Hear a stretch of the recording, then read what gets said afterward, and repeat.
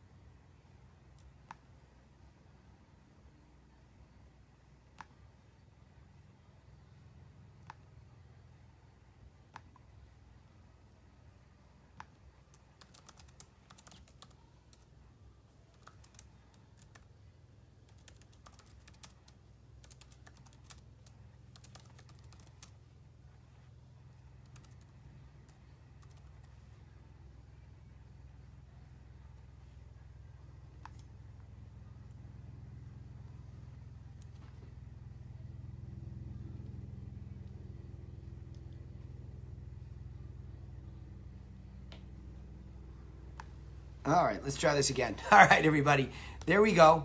I think we're good to go. Trying to do too much technology at once. Welcome to today's call. It is Friday, December the 7th of 2018. This is the TRC sales training call.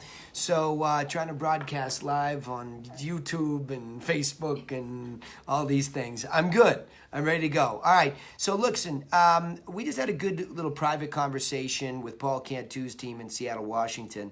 And it was good to get some real conversation going with agents who are newer to the business and have some very good questions. And the good news to report is that I caught some people doing some things well. And that is really, number one, being resourceful. I think that's the most important thing that I recognize from them is that when you run out of tarmac, right, and you don't know how to take the plane off, you have to be resourceful. So Bridget was talking about issues with closing problems. And there were two sides to that. And when it comes to sales, one of the things that is near and dear to my heart is to make sure that you understand that the first beat is you want to make sure that your processes with third parties are tight.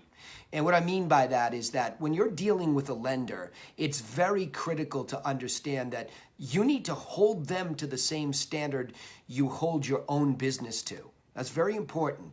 And I've had those situations in the past where, over my entire career, where I would work on my business and I would make some good progress.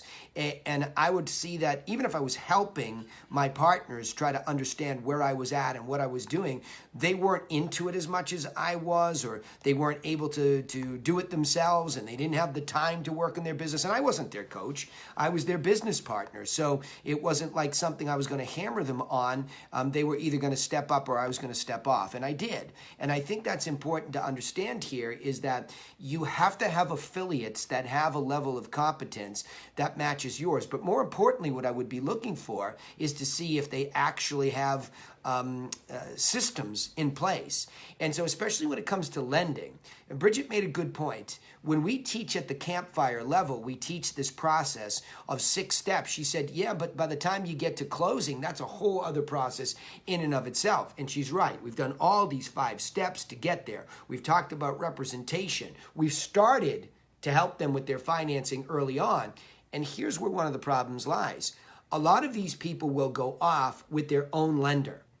And you'll just assume that that lender is doing what they're doing and they're doing it correctly. And that's not right. Don't make that assumption. As I said to her, you are the orchestra leader of all sorts of people. And it becomes very important that you hold them to a standard of performance. And how you do that is by beating on your checklist first. If you have certain dates and deadlines of things that have to get done, then you want to have that checklist per file. Now, it's better if you have a closing department that's helping you with that, but even then, I'm in the middle of one right now that's a problem, even though our closing department is pretty much on top of it, even though our lawyer's pretty much on top of it. The communication on the other side just comes up with a huge surprise. So I think there's some real issue with processes. Now, we have to start with us being the problem to begin with. You want to make sure that you are not the problem.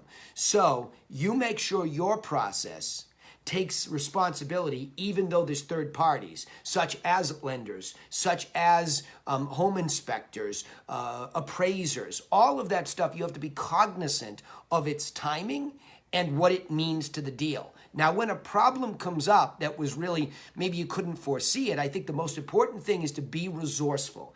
Admit the gravity of the situation, or admit that course has to be changed. Communicate with your client immediately.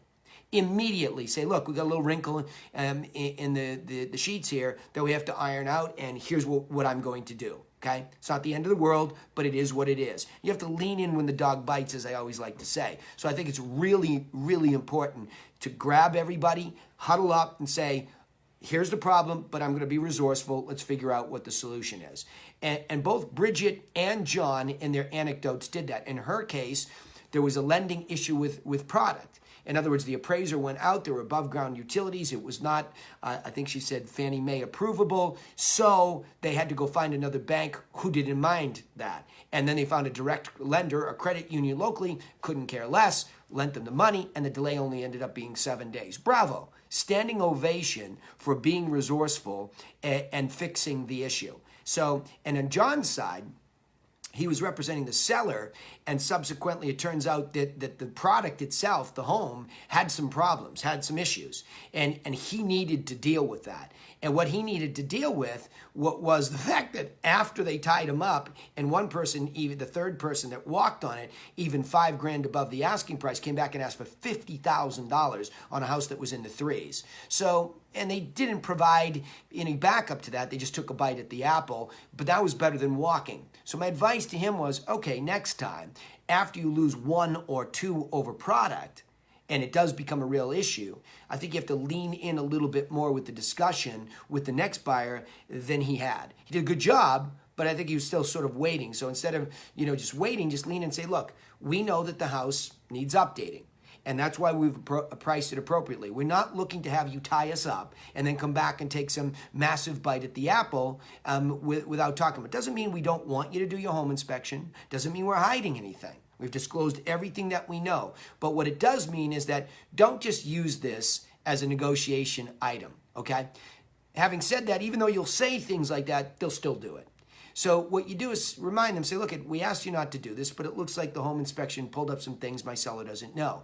Give me your home inspection, or at least your items that are on it, and show me where you're coming up with the math. So you put the monkey back on their back in a negotiation to try to prove to you why they're asking for what they're asking. And that roots out all the nonsensical parts of it where they're just doing it for the sake of doing it, okay? So those were a couple of really good anecdotes from agents on Paul Cantu's team.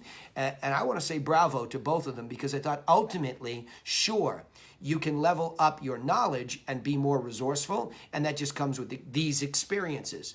But lastly, Bridget gave John a compliment and said, yeah, John is really calm and he does a great job at staying calm. I'm not so good at that. To which I would reply and say, hey, look, I get that, but this is the single largest emotional transaction most people are going to make in a lifetime. So it becomes really important for us to understand the gravity of that statement and to try to bring our emotional control in check every time something happens, and certainly when it doesn't go our way. Because people aren't looking for us to exacerbate their emotion. They're looking for us to be the steady hand in that emotional state. And that doesn't mean that those people, even when you let them know what's happening, they won't go off. You got to let people have their emotions, let them express them, but be there and don't stop. And don't hide behind text and emails when something's wrong. Pick the phone up and say, what is really going on here? Assess it fully, thoroughly, emotionally. Don't look for it to be this person's fault or that person's. Grab the bull by the horns. That will help you get your own emotions in check, and then you're able to make your business better, okay? And that's the process, by the way, of what we do here every single week. We work on the business. That's what we do. We work on the business every week. And that's what coaching training is for, so that when you go out there in the real world, you're still going to get knocked on the head and it's still not going to go exactly the way that you want it to. But I just want you to be able to have enough of a bag of tools that you can calm yourself down, think. So the number one tool that a real estate agent has at their disposal is to think, how could I be resourceful and be the solution and not be part of the exacerbation of the problem, or really be the problem yourself, okay? Laura and I talk about that all the time. Don't be the problem. And when you are, make an adjustment, put a system in place so you won't trip up again, all right? All right, so when we go into this today, Paul Mihalowicz has been kind enough to share another call from Leah, his VA in the Philippines. I had a fabulous call with her, and I just want to say last week, we were a little rough on the call. And certainly when you do that, it's because we have an enthusiastic group of top producers that are always looking for micro improvements in their business. And so when we bring it into a more public forum like this, it sounds harsh. And it was, as I considered it. It sounded too aggressive, even though it was out of love. Leah is a fabulously wonderful person. I've coached her one-on-one now several times since then, and I thought her ability to stay calm with people on the phone was wonderful, and I really enjoyed it. And I want to just say that in retrospect. So today, I have another call that I'm going to break down by Leah, and then I'm going to go into questions. And again, what I ask is, the reason we had to do a private call with Paul's team is for some reason, people just feel a little bit shy when they come into a public forum to ask their questions. But that's why I just shared with you all what was there. Sometimes people feel those questions are silly. They were fabulous questions I got from Paul's team. And that's why I wanted to share them publicly. I wanted people to see that these are really good questions, okay? So what we're going to do here is we're going to go to Leah. Hey, Leah, by the way, let me just double check the mics. Remember, when I open up the mics, I don't want you to be in a loud spot without muting your end. Don't make me do it to you, okay? So, Leah, are you live on the call with me today by any chance? I'm just checking in to see if I got her live. Okay. All right, so we're going to go after her call, break it down for her, and we're going to be kinder and gentler this week than we were last week, okay? All right, so remember, if you're in a noisy spot, just make sure you mute me, but I'll try to do it. So here we go. Listen in closely. This is Leah calling a lead in Birmingham, Michigan. Hello? Oh, hello, good morning. Is this Mr. Booch? Yes, it is. Hello there, ma'am. My name's Leah. I'm with Home City Realty.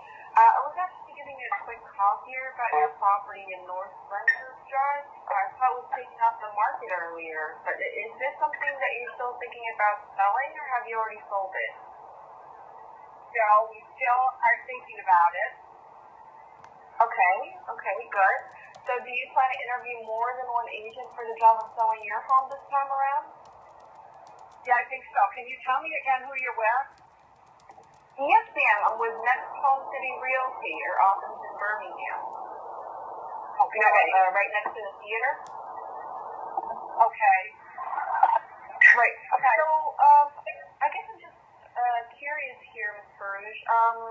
Are you taking a while off because of the holidays? Or yeah, we are. Are you planning? Yeah. Okay.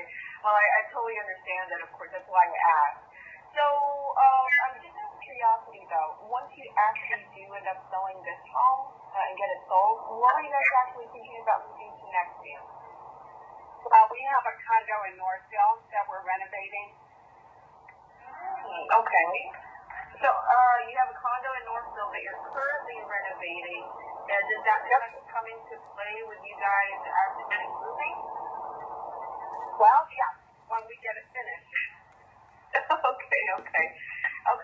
Well, I did notice the property was taken off the market as an expired listing. I guess I'm just curious here. Did you guys receive any kind of offer on the home while it was listed with the last agent?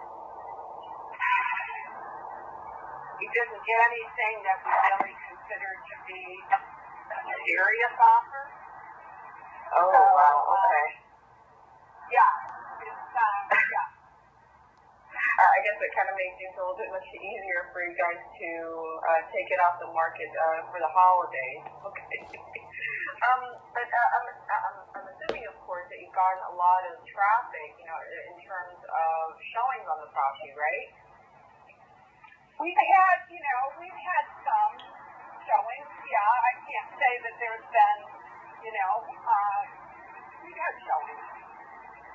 Okay. There's a couple of things. The kitchen is not brand new. It's far from, you can see the photos that were online. Yeah. It's not, it's not an open floor plan. Two of the bathrooms upstairs are original. They're in excellent shape, but they're original. I'm quite surprised that we hadn't received anything. I know, Right. A downside is the lot. I mean, there's not much of a backyard, but we lived there for 30 years and raised our kids there, and never felt that it was that much of a downer. So I'm not quite sure. What the story is. We're going to be interested in chatting with some other folks and doing more of a screening process, I think. And we're probably looking maybe around the middle of January before we would be willing to revisit this. But Very specific. okay, we will be revisiting it. So that's kind of where we're at. I mean, I'd be interested in in having other opinions on what. Of course. I asked individuals ahead of time, should I fix these bathrooms? And no. And then I get comments about, well, your bathrooms are old. Well, Yeah. didn't I ask you that? So, sorry. But, That's really interesting. So, Okay. yeah. Okay, I don't know, Let it go. I don't know if it's worth our spending a little bit of money to do a little bit, once we transition over. Those are questions that I think, we want to take a look at. Right there, you get a close I one. think we started out a little high, but I do think the market in Birmingham, particularly older homes, has shifted a little in the last year or two. But anyway, so those are things that we have some questions about and would be interested in. All right, I'm going to stop it there for a second. I'm going to ask people their opinions so far of what would you do if that was you right there. And you just heard this lady's very open. She's going back and forth very openly. It's very, it's there. I don't want to critique Leah. I want to ask you a question. What would you do right there?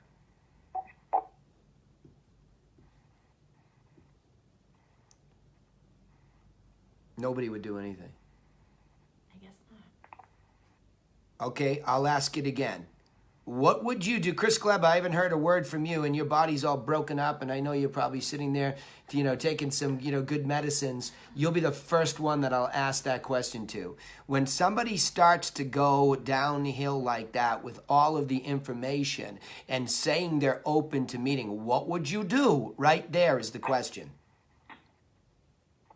I'd say why the Hold conversation. on, and Chris an Gleba. offer, Yep. to come out there and give an evaluation on as is cost on the property and offer. It was tough to hear the whole call. It Yeah. was all troubly. Yeah, it's tough There was a because bunch of background noise, so- and by the way, I discovered that's not actually that's not what it really sounds like. For some reason, when these get recorded and they get sent, because I got on the phone to test that, because I did critique that. If that were ever a real call, it's disturbingly distorted, but it's not. The real calls actually get recorded. You can hear her very nicely. On the VoIP line that she uses. I know that because I've personally trained her, and it was perfectly clear like she was down the street. So that's the good news. Problem is when we go to train on it, it's tough. So, but again, you heard enough of it to really focus in on what I want to focus in on, the offer. There's an opportunity for an offer right there. In spite of the fact that it's very specific, we will be open to interviewing people. We would be interested to hear some opinions about this. Now, Leah, Paul, and I have talked about this, when we talk. Leah has, when I don't know if it's when she's uncomfortable, it's just a personality type. She's so nice that when she's feeling connected to somebody, she laughs. It's just what she does. It's what it is. So the last time when it sounded like it was a little inappropriate because the timing was off. It turns out that call we broke down, she actually was able to book an appointment. But it turns out that that's just the way that it is. So that's something that when any of us have that in our makeup, it's really what we do. If you were meeting somebody the first time in a friendly situation and you just did it, that's just what you do. So you're not going to stop doing that. So I wanted to emphasize that less this time and just say, grab the opportunity as soon as there's a breath. She's doing a good job. She's being patient. The lady wants to get this off her chest. She's telling you what the problems are with the property. It's small backyard, dated stuff. I'd love to do some of this stuff and that stuff, right? But people told us don't do this, etc. And then off we went, right? Hey, did I lose you guys? I'd go straight into the seller qualifying questions. Why? I wouldn't. Well, because she said she's going. Yeah, go Why ahead. not? Well, because I wouldn't. I'll tell you why in a second, but I want to hear yours first. What do you got? Well, I mean, like everybody on the call, I couldn't really understand half of it. Yeah.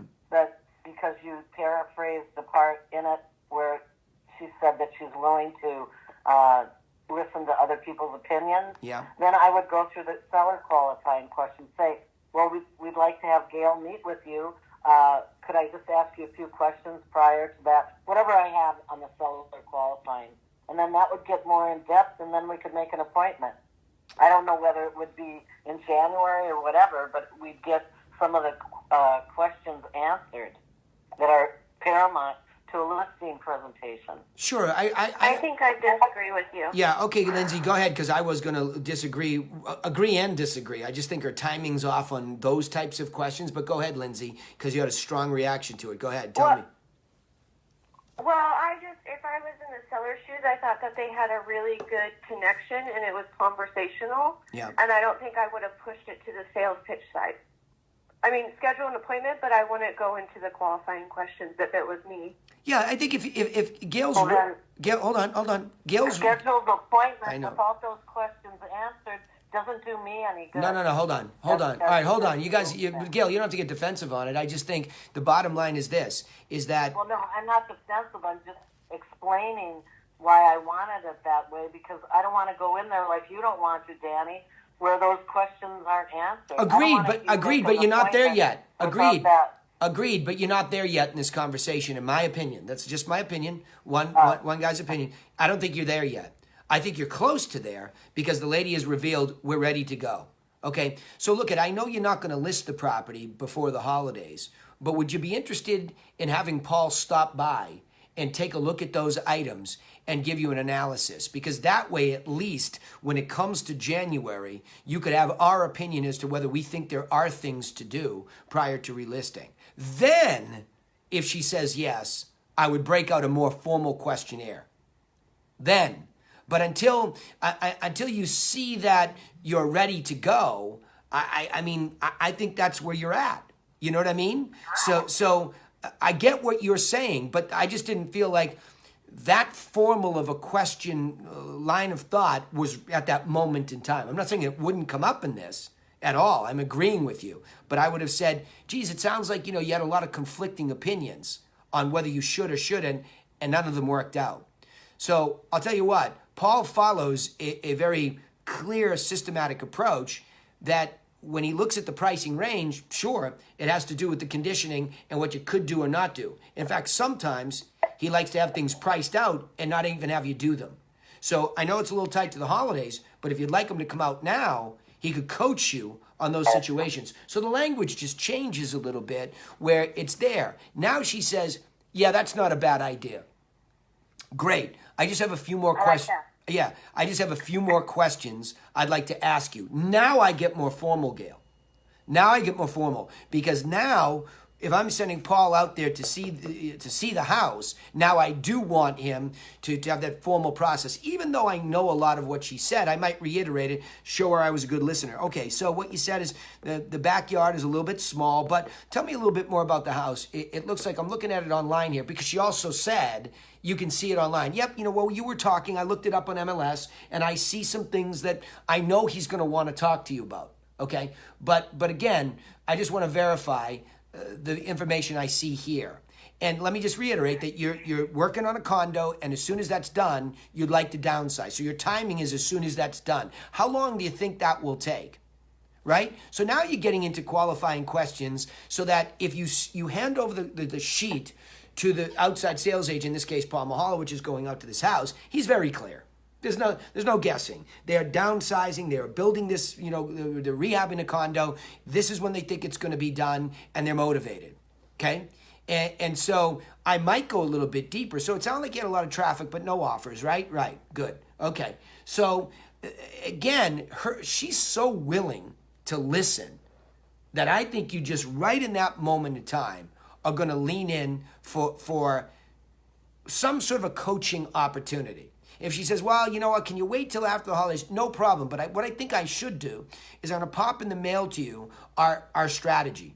We have a 7-point strategy, and it will really help you see how pricing and condition and staging all tie together before marketing can even begin. Okay? And I think that would be really helpful for you. It's an easy read. I'm going to pop that in the mail to you.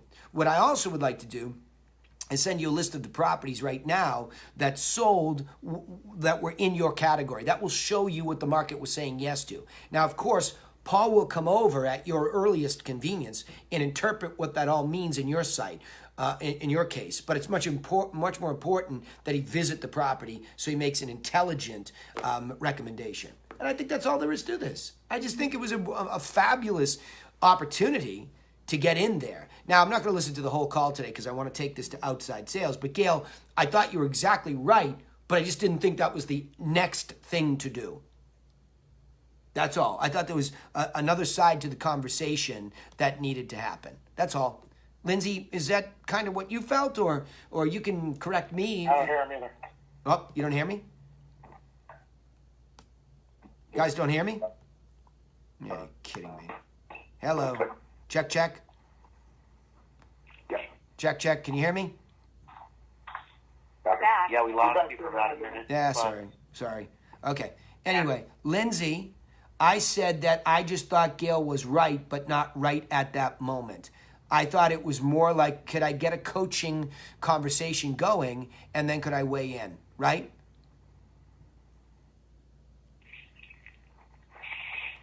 Yeah, Lindsay? No?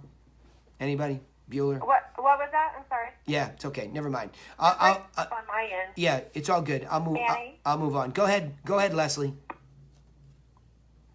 So to me, it's just always this dance of,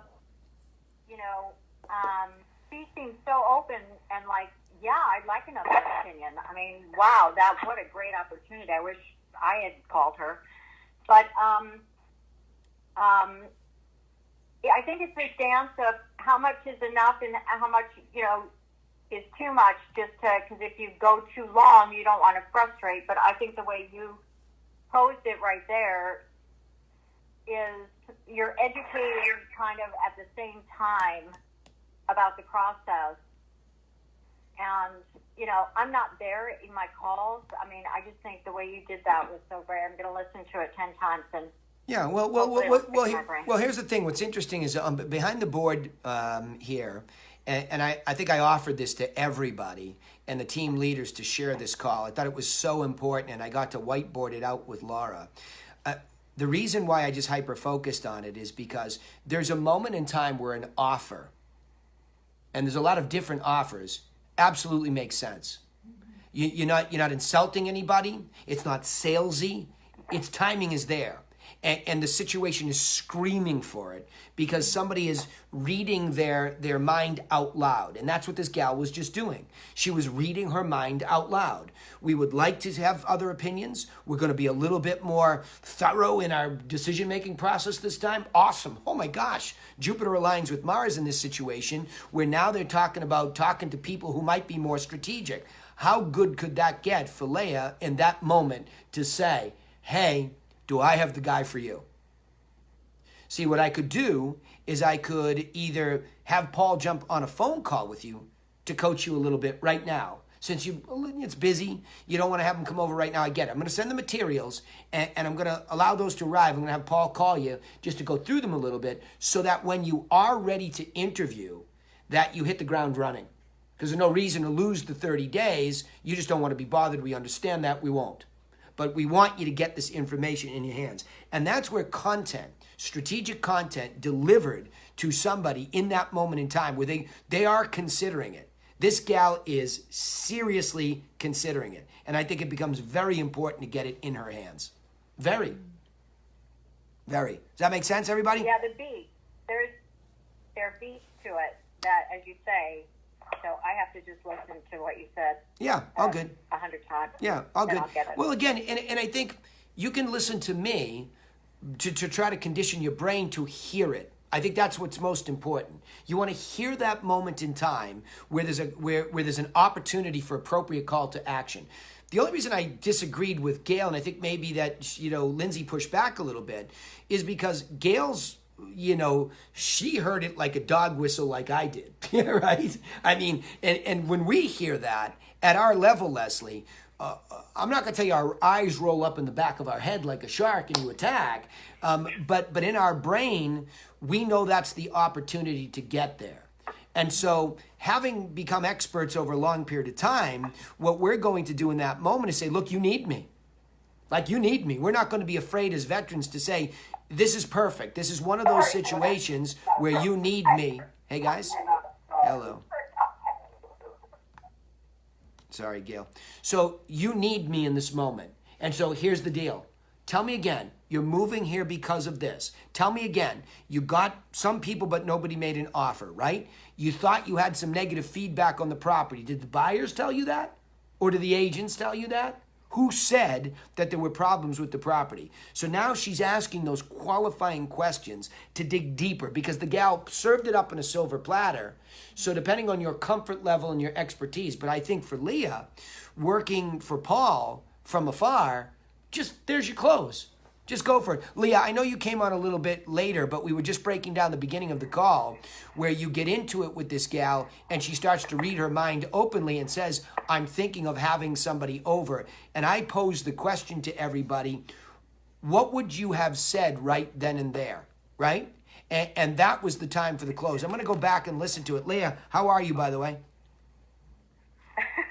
Doing fine, Yeah. Danny. Yeah. Thank you. You've been my guinea Sorry if I pig. came in a little- That's okay. You've been my guinea pig for 2 weeks, and I love you for it. So let's go back and see how this progresses a little bit more. I think it's worth it. And then I'm putting you in the hot seat since I haven't talked to you in a little bit. I want some outside sales stuff that you and your team have going on. Hang on. Well, we're looking probably the middle of January. No, I totally hear you saying that, of course, Bruce. And I'm glad that this time around you're actually going to be looking at your options once you, before you actually decide who you want to list the property with. And we're just in the area, actually. Just like what I said, our office is right next to the old theater. And if you want to consult someone as far as making some renovations or updates on the bathrooms or anything like that, I mean, I'm looking at some of the pictures that you have still online in the MLS. Good. It looks like a pretty good property, actually, given the right kind of buyers. Good, of positive. course. Well, it is a really good property. See? I mean, that's why I'm shocked because it is a good property. It's a lovely home. So, my husband and I are absolutely like, what? So I think exactly right. Given the right buyer, and maybe that's where. Yeah, my thoughts exactly, Ms. Parrish, because I did notice that the property was on the market. If I'm looking at it right, this was on the market since April. Does that sound about right? Yeah. Yep. Wow. Okay. Wow. That's a really long time to be on the market and not get an offer. I was expecting that you'd at least tell me that you've gotten an offer for the price that you were asking for, or at least something that, a little bit closer, or at least. Okay, all right. Let's stop this one here because we could really, they did really connect. Bravo on a couple of things here. Complimenting the property, having it up on front of you online. but this is the second time I've heard you, Leah, really go into the details of how long it's been. I get you're agitating the pain a little bit, and maybe you're not even doing it intentionally, but you're say if you don't know what you're doing, that's called agitating the pain. Geez, you were on for a long time. I would have expected you had some offers. And I think in some circumstances, that's right to set it up to say, well, good news for you. We have a solution. We have a strategic approach. You're already beyond that in this call, Leah, so I don't think you need it. But what I think is missing, and I'm going to cut the call there for this analysis because I do want to spend some time on outside sales today.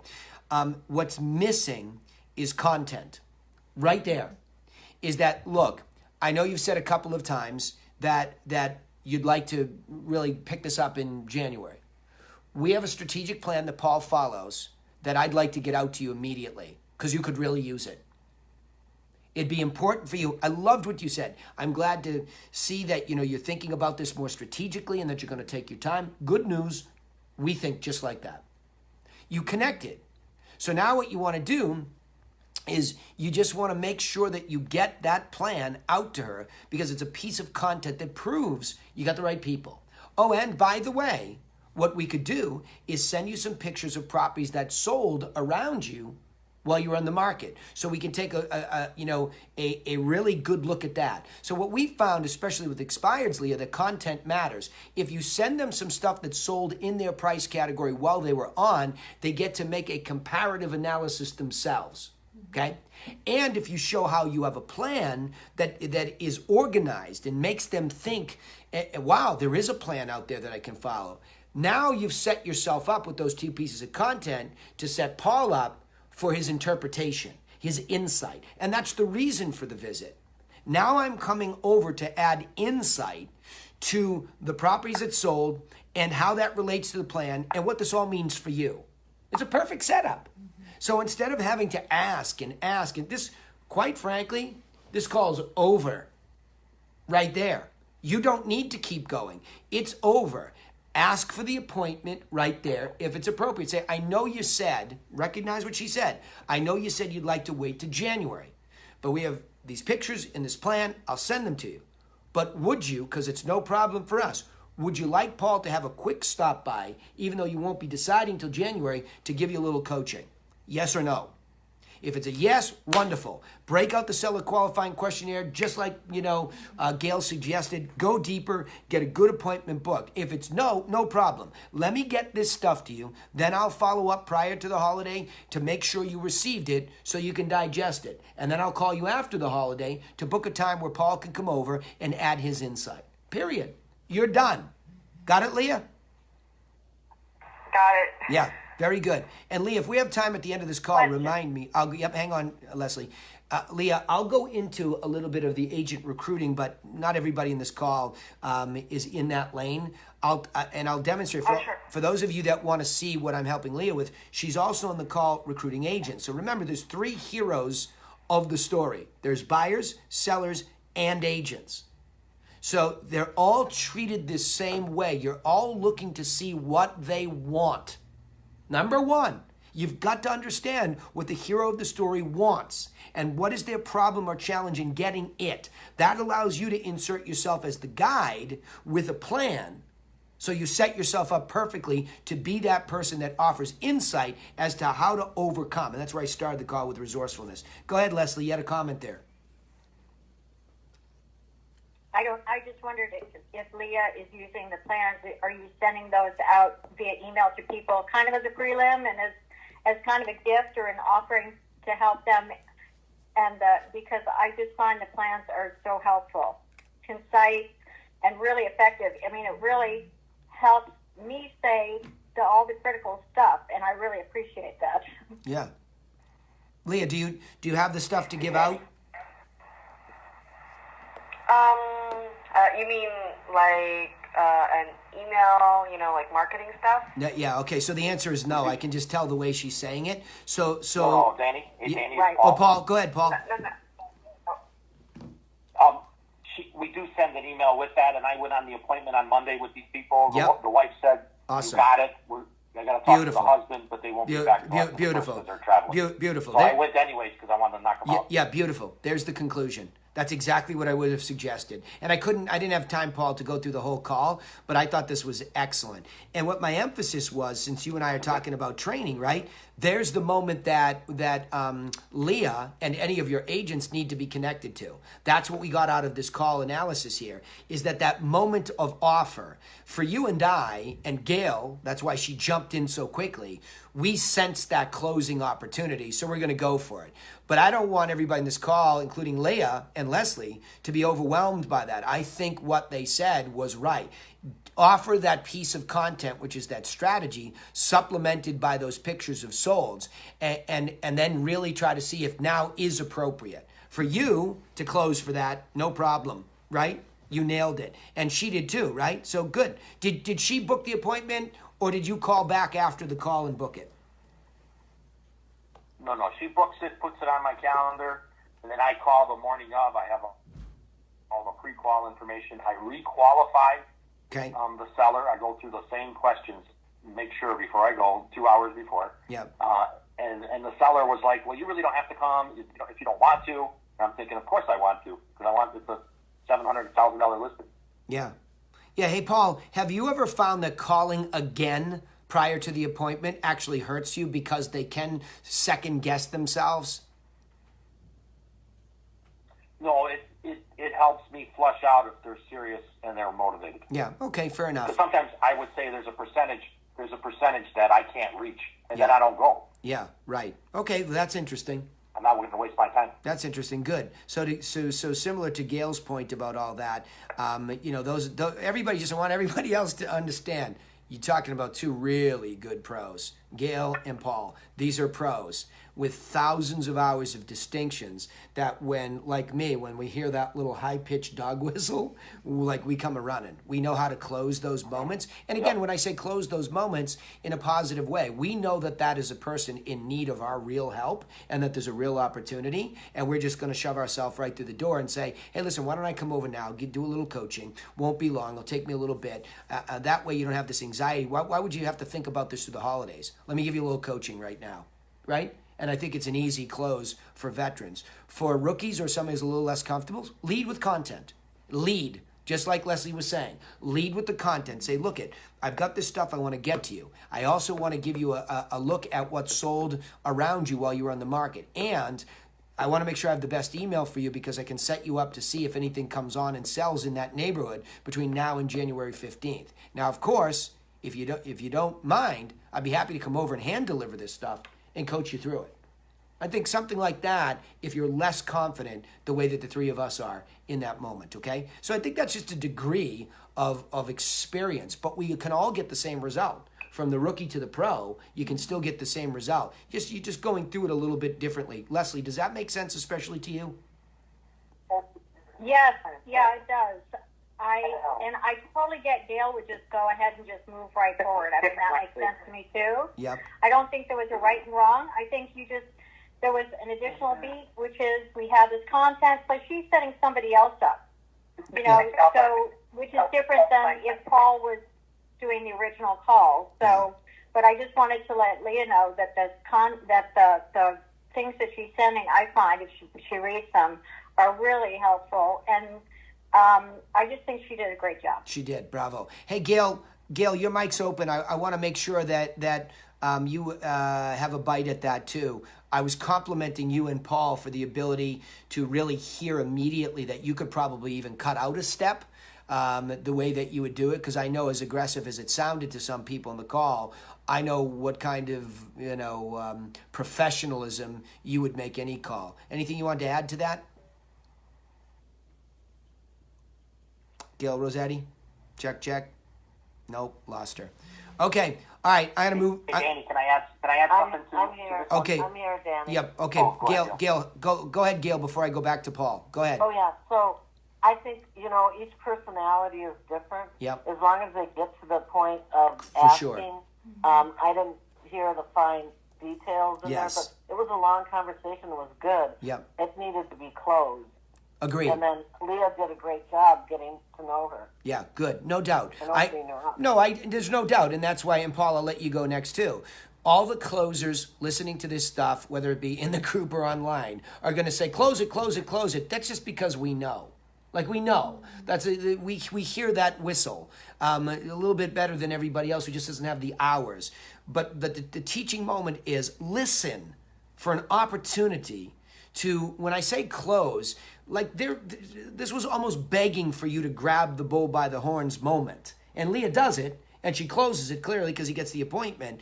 But I think, Paul, there's the coaching moment, which you've been asking me about, because you and I are working on this recruiting thing. And this is important for Leah to know as well on the recruiting calls, is to really figure out what is it that this person wants and needs. It's kind of like this blend of these two things. And so when we know they really need us, the three closers on the call, like, yeah, close that. Just get over there. Like, what? You can wait till then, but why not, right? So, there you go. All right, Paul, go ahead. Oh, sorry, Leslie. We have another seller who also, Paul's ability to the strategy, having a system and the analysis. He's just like wooed practically by. And I think maybe in this day and age with all the technology and everything, that data and the analysis and a system, a clear system, I think it helps put people at ease, and it certainly with me. Yeah, there's no doubt. And look, at top producers get away with doing this on muscle, right? A lot of top producers that I coach, Leslie, will go in there on muscle, and their confidence is so powerful that people do business with us because of it. I'm telling you that I've made that adjustment over the last 6 years to absolutely not do that anymore, to absolutely lead with content and education. I have plenty of confidence when you need it. I can open up a whole can of whoop ass when I need it, right? But the point is, I don't need that 99% of the time. What I need to be is a gentle guide that leads people to their own conclusions so that they can make an informed decision. Let me say that again. I need to be a gentle guide that educates people, that empowers them to make their own decision. That's a much better way to do business. And that leads with having a good strategic approach underneath, meaning I have content to give you. I have information to give you. And I'm happy to give you my insight as to what it means to you and your situation. But before I go there, what is it that you want? Well, I want to downsize. When do you need to be there? I would love to be there by April. No problem. I don't see any problem in that. I'm looking at your house online, and I know with my strategy, I'll get you there. I'm that confident. In fact, if you let me come over now before the holidays, I'll actually set you at ease so you can enjoy Christmas and New Year's without thinking about all this. Bang. And that's what Paul did. So bravo to him. Hey, Kleba, I got to get you in here. And oh, Paul, sorry. Go ahead. You were going to say something first, and then I want you and Lee to hang in. I don't know. I just wanted to... Yeah.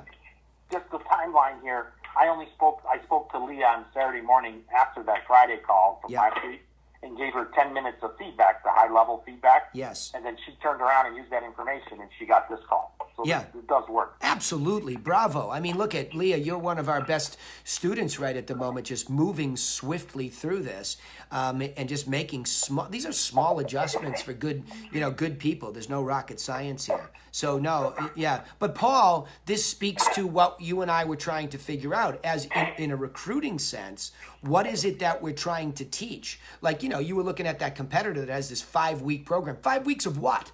You know what I mean? This is 5 weeks of solid understanding. Like Leslie's beginning to really benefit in the field from that strategy. Like we've lumped you over the head, Leslie, how many times with the core buyer strategy, the core selling. We keep coming back at Campfire every 2 weeks, and that's empowering you, getting up underneath you to bring that to the consumer and feel like you're there. Now, the little subtleties of experience, taking it to the field by yourself and getting lumped over the head, bringing that feedback here and adjusting, that's the feedback mechanism.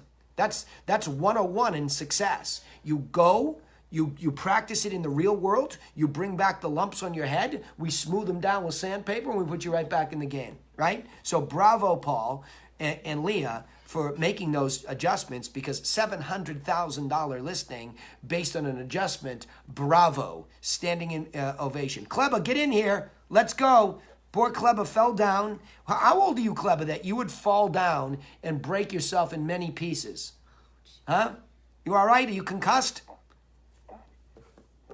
just turned 26. Yeah. And look 120 in dog years, huh? How you doing? Are you, in all seriousness, I'm in a final walkthrough right now, Danny, but my people are outside, so I've got a minute. yeah, okay. So real quick, biggest challenge for you and the team in a Lake Norman, North Carolina marketplace that is or is not changing? The marketplace is changing huge here. Yep. Yeah, that was a setup. So, meaning, just give me one tidbit that I can run with, even though you have to go to the walkthrough while you hobble on, wounded knee. Tell me the biggest challenge in a changing market that's gone from white hot to what? It's gone from white hot to dead. Yeah, interesting. 0. Interesting. If I were to put a touch on something, what would it be? Would it be that's an opportunity for sellers and expireds and having the tough, come to the right price meeting? Is that it? Because I would suggest it. Yeah, for me, and Josh and Charlene, we've come to the realization that, all right, it's slow. It's time to kind of retool a little bit, adjust our approach and our technique. And spring starts January 1st in real estate, right? That's what they say. Yep. So right now we're kind of in a, not to be repetitive, a little bit of a retool. Yep. Changing our approach so that when the new year does hit, we're just gonna beat the competition. We're gonna hit the ground running. Yep. All right, good. You can put me back on mute, and I'll deal with this. Thank you for the little anecdote, and I hope you feel better. And we will catch up. So here's what I would suggest in that case. And the reason I asked Chris is because Lake Norman, North Carolina was one of the hottest markets that I coach in. And so, there's challenges in coaching in hot markets like Seattle, and Cantu's team there is that, it's almost too hot. Because you're always chasing this, multiple offers. It feels weird. Sometimes you even have this imposter syndrome as a buyer agent. Am I really adding any value, or am I an order taker? So there's a lot of weird stuff that comes with hot markets that you have to deal with. But as it adjusts, it's actually a fabulous opportunity for you to add true value. Fabulous. Because why? Number one, that's a good call to action for buyers. Look, the market's correcting, and anybody that really is on the market still and is going to hang in there probably has to sell for a pretty good reason. So here's where we see the correction. And this is where you have to do your homework. You have to get into MLS. You have to see average price in the marketplace you cover slipping or not. Paul Mihalowicz and I talked about this too, because his market in Birmingham, Michigan was very steady and going along. And then all of a sudden it also, I wouldn't say, Paul, it screeched, to a halt. It changed. And so by knowing your statistics, and Paul is a statistical guy, so to Chris and his team, knowing that, can we see any evidence of how quickly it's correcting? When it comes to a screeching halt, something still sells every month, and that accumulates enough data to give you an average, right? The middle price can be tricky. I'd take the average price probably, because what I'm looking for is everything being pulled down? Is luxury slowing? Is the bottom coming? What's happening? And you could look at it in tranches. Is entry level way off versus trade up versus luxury? You could look at it that way too. But I would grab on to at least a couple of talking points about stats for buyers and say, look, this market's correcting over the last couple months, 2%. That's a 4% drop in only 2 months. I think it's a wonderful time to be able to use that data during a negotiation to get a pretty good darn deal right here, right? And so that would be that spot. But the bigger thing will be there are plenty of people that want to and have to sell. And as a market hits this top and it starts to cool down, there are people that are sitting there, just like that lady Leah was talking to, that are really in desperate need of good strategy, good advice, and they're waiting for it to come. And so as things expire, you find a lot of people just get frustrated and they don't really have to sell, but there are plenty of people in expired, cancel, withdrawn pile that have to sell. And like that lady, they're miffed. What the heck just happened? It's a lovely home. I don't get it. First, people would tell me I needed to fix stuff. Then they weren't. Then the market said this. They're discombobulated. So what an opportunity to slide in for those heroes and start off with nothing more than guidance. Hey, it looks like a good home. What happened? Well, we got this far. Well, really, in our strategy, that's pretty far. You got all the way to communication. So what was the feedback? Because now you have to go back and look at the staging and the condition. What did they say? What else did they buy? Let me send you a list of what else they bought when you were on. It all becomes extremely logical. And so this provision of information as to the reality of the moment is quite easy. A rookie with access to MLS can do it if they understand its value. If they don't, they're off running around looking for some esoteric coaching and guidance on what to do. And you're not just being practical. Like it's sort of like the logical brain falls out of our ears and we forget to be practical. What does this person want? They want to know why they failed. What does this person want? They want to know what direction the market's heading in to make a decision. Should I do it now? Should I wait? What does this person want? Did you leave it on during the holidays? Sure, we don't know who will have to move and buy in the holidays. We just sold one that's closing. When are closing with the gals in California? February 1st. Yeah, but it was bought here and they have to make this mega move. And they had to buy. Well, Nick is closing December 31st. December 31st. Wanted to close before Christmas. Wanted to have a turkey in the house. So you just don't ever know what the circumstances are for buyers and sellers. But there's always somebody in our industry that has to. Death, divorce, job movement, slowdown. People make a firm decision all the time in real estate. It is our job to go out and hunt them down and deliver them practical advice. And what you hear from the pros in this group when we do sales training is that when we hear an opportunity for practical advice, we kick the door open. Whether you hire me or not, you're going to listen to this, okay? I'm going to grab you by the lapels and say, stop, stop, stop. Stop running out there and getting poor advice. There's good advice. Here it is, right? There you go. So that's what I would say is the most important thing for you all to do, right? Is just pay attention to that, right? So, Paul, I want to come back to you and talk about this, right? Okay. Yep. Let's go back to recruiting. Okay. Which part do you want to talk about? I want to talk about what you were saying about recruiting and that value proposition. What is it that they want, right? They want support. They want someone available when they have questions, help them keep deals together, how to get deals, close deals, that experience that they don't have. That's what they want. Yeah. Okay. So, Leah, in making some of these calls to agents, what have you found? Well, that sounds about right. Some of the folks I spoke with don't get enough coaching. Some of them are barely new to the industry.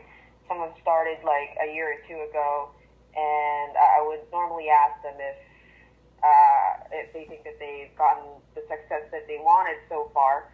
And some of them would say, yeah, maybe I did, or maybe I have. And then I guess it's just coaching. No one's mentoring them or anything, helping them out as far as them getting a listing. Because once they actually do get a listing, for some folks that I've spoken to, they tend to get confused about the process. There are some things that they're not confident enough to do, and they don't have anyone at their office is willing to help them out or is going to be there to watch their back or anything like that. Cool. I find that's true too. So digging in a little bit more, think about it as a process. Where along a transaction, because most of these agents are going to come in with a very transactional mindset. They have no idea that they should be working on their business or their business plan, right? They have no idea. It's very similar to that seller that you were talking to. She has no idea that there's actually a plan that she could refer to, right? So we have, and also Paul, here we go again, right? So to empower Leah with some content, right? The basics of the agent plan. So her ability to say, well, look, here's the good news is that we take a strategic approach to helping agents, but I hear you, is that you need some help and guidance, but where along this process do you mean? And Leah, these are the types of questions that become, remember I was trying to teach you to go from those stock questions more into conversational? Well, there's the moment, right? Because now what you do is you say, all right, well, wait a minute. So explain to me, when you get a deal or you get somebody to work with, is there anyone there to help you write the offer or help you negotiate the deal or help you close the deal? Paul, I think what we want to do, and we probably should do this for your whole team, is to get that TRC infographic that shows the management modules, how everything moves from market. And this is what I was helping Duran and his inside sales agents as well, is that you have to understand where you are as part of this process. There is this marketing module that leads to this conversion module, that leads to a closing module, that leads to development of a past client community. Those are the managed segments of this business, Leah, right? So we want to say, well, tell me a little bit more. Are you not getting help during closing? Are you doing all your closing? And of course, Paul, this is predicated on if you offer closing coordination as part of what you do, right? And that's why I think you should, because it's really a big deal. And when you're talking about broker sumo and all that, well, we have all these plans in place that make closing coordination much easier. And we give all our agents, all free access to that. It's included in what we offer. Now Leah's empowered with being able to say, well, we have a solution for that. There's something in place for that. Why don't I get Paul on the phone with you to tell you more detail? So see, it always comes back to an understanding of the content. That's really, really important here, is that what is the content of our offer? And it's always the same to the extent that it's a strategic approach. Look, I can answer any micro question that you have, anything. But I need to know what's the problem first. I'm not going to tell you about, and Paul, that's what I think all these recruiters make a mistake on. We have this, and we have this, and we have this, and we have that. And they all get dragged to the bottom where the only thing they can offer is, hey, we've got 7 layers, and we've got this. And, it has nothing to do with improving that agent's book of business. I'm not saying there's anything wrong with those other things, but they're leading with something that is not providing what the agent wants and needs. Right, Leah? You've already found out what the agent wants and needs. They want help in the moment that's most critical to them. So your job is to dig in a little bit further and find out what moment. Closing, negotiation, lead conversion, right? That becomes an important thing. Does that make sense, Leah? Yeah, absolutely does. Yeah, and because most... Oh, hang on, Leslie. And because most of the agent recruits that you'll have on the phone are going to require more time, then you need that piece of content to give them. Say, look, in the meantime, let me just email over this agent course that we have, an infographic. We use this kind of stuff at our office. We actually have it for buyers and sellers for our agents. So, Paul, that's an interesting demonstration to give them the free agent infographic, the free agent course, to give that to them to say, hey, by the way, when you join us, we have the same kind of coaching and training to help you with buyers and sellers, right? But I want to make it clear, we have Broker Sumo. I want to make it clear we have a mentoring program in place, and those are the things that I think become a very important part of the offer. Why? They solve the main issue that she's running into. Yeah? Leah, you good with that? Finding the bruise. Yeah, for sure. Paul, go a little deeper. Tell me. You go through a discovery process. You just ask questions, and through that discovery process, you find the pain, you find the bruise, and then you turn around and press on that bruise and close on what those pains are or how you can solve it. Yeah, and in my experience so far, and I think it's echoed by Leah's experience so far, the number one bruise that I'm seeing is the abandonment of the agent. There are all of these brokerages out there that are making these great claims about coaching, training, support, and some of the biggest ones are making that claim, and it's their agents I'm hearing from, but in the moment, nobody was there for me. In the moment, I couldn't get a question answered. And so I think if we just take a beat and hear that loud and clear, how can we be a group, a team, a brokerage, whatever we are, and we're recruiting, how can we be a team that takes that seriously and solves the issue? And that's what, my obsession has been. Go ahead, Leslie, you had a question there. Well, a big difference is because I was recruited by a number of different agencies, is you're 1 in 150 or 1 in 200 versus, I don't know how many agents, Paul, we even have right now, but because it's kind of a dynamic number, but it's just so different. And I think, I mean, some people like to work for large corporations, Yeah. and other people like to work for smaller businesses. And it's much more of a boutique, situation. And if there's nothing worse, I'll never forget writing my first offer and thinking, oh my God, this is a legal contract, and I really have no idea what I'm doing, and I know I'm supposed to know, but I don't. Yeah. And if you don't have somebody to help you through that, oh my God, it's horrifying. Yeah, right. Okay, so there you go. There it is, live from a relatively new agent. Here's what I would say. My obsession is to help as many people as I can. And I see that through more and more agents at the Griffin Realty Group, or the Realty Classroom for that matter, I can do that better. So my obsession is, how do you keep a boutique feeling across a lot of people? So as a broker owner, my thought, as I work on this with Laura, my thought is we just need to do a better job of making sure that those issues like that, hey, I've got a listing appointment tomorrow. I just got it tonight at 8 o'clock. Where can I go and on demand watch how you do that analysis again, so that I'm on my own and I feel still supported? So I think the coaching training in all these solvable issues, first of all, what is the problem? I don't know how to write the offer in the middle of the night because it's a legal contract. Well, first of all, I don't know how to do the analysis. Now I'm at a deal. I don't know how to write the contract. I think that stuff is easy enough to screen capture it, and put it up online and say, look, it's here on demand. However, also, here's the mentor that we've assigned to you. This person is part of our agent core that is experienced. So in addition to the on-demand stuff, you can pick up the phone and call this person, and they will help you.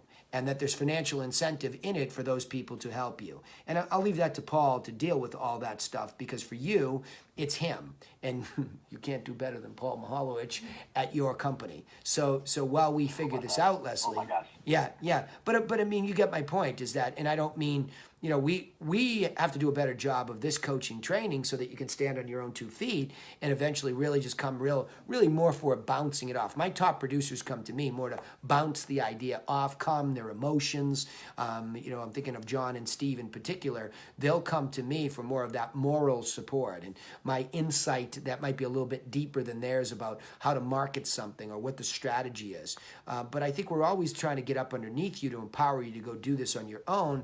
And I think we have to be certainly resourceful to an extent, but it's, we want you to be confident in being able to do it. So Leah, bravo, because you have struck upon what that thing is. And now I think for Paul and I and you is to really express to you how to do that in that moment. And it's by understanding in what module of the process are they? Are they having a marketing problem where there's no support on how to market? Are they having a conversion process where they have no idea how to use even the back end of MLS to make a good offer and convert somebody in a service way? And do they have any help on the closing plan? Are they doing it themselves? Like Leslie said, oh my gosh, what? I have to deal with attorneys and escrow companies and all that by myself? That's overwhelming. That's enough to have you quit the business, right? So I think a little training there, Paul, with the 3 of us will go a long way with Leah. But she's right on it. It's there. And Leah, my big conclusion, you've got to be comfortable with the content. And Leslie already is and feels strongly about it. You need to understand that those 3 core plans, always a nice gift to affirm that relationship and reiterate strategy is critical, right? Always be ready to give that gift. Cool? Okay. Yeah. Yep. Otherwise, bravo. You're my hero. 2 weeks in a row in the hot seat. All right, everybody, listen, I went over time here today. I appreciate you all being here. Have a fabulous week and go out and practice this stuff. I think it's important to go out and try it. Get the lumps on your head. And not so much. Most of you are doing a great job. I mean, I just don't really hear any wild, egregious, way off in the poppy fields with Dorothy mistakes, as I like to say. So bravo. Go out there and try it. Don't be so afraid to be a good guide, because when you care for other people, your resourcefulness will shine and you'll find a way, including getting your butt back here next week, and we'll talk about it some more, all right? See you, everybody. Have a great afternoon. Thanks for being here. Thanks, Danny. You bet. All right. Thanks, Danny. Bye. You bet. Take care, everybody. Thanks, Danny. You bet. See you, Georgie. Yep.